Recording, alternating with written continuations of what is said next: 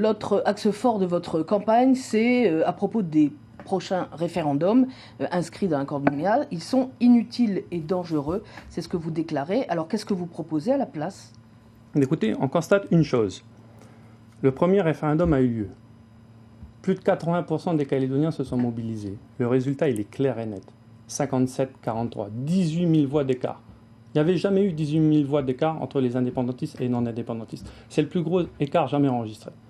On va aller faire un deuxième référendum, 2 ans plus tard, avec le même corps électoral et la même question. Ça va donner le même résultat. Et encore 2 ans plus tard. Mais qu'est-ce qu'on veut?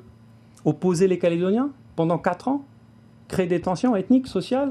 Créer un ralentissement économique? Ou on veut se mettre autour de la table pour discuter?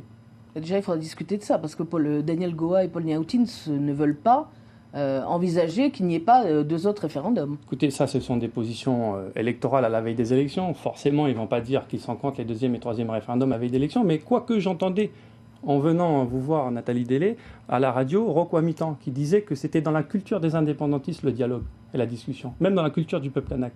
Donc on sent qu'il y a une volonté de dialogue. On ne va pas aller au 2e référendum comme ça, binaire, qui va nous opposer.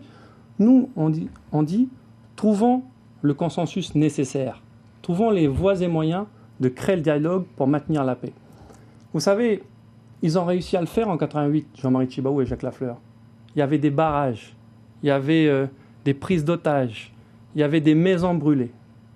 Quand Jacques Lafleur est parti à Matignon, ce n'était pas pour serrer la main de quelqu'un qu'il considérait alors comme un terroriste.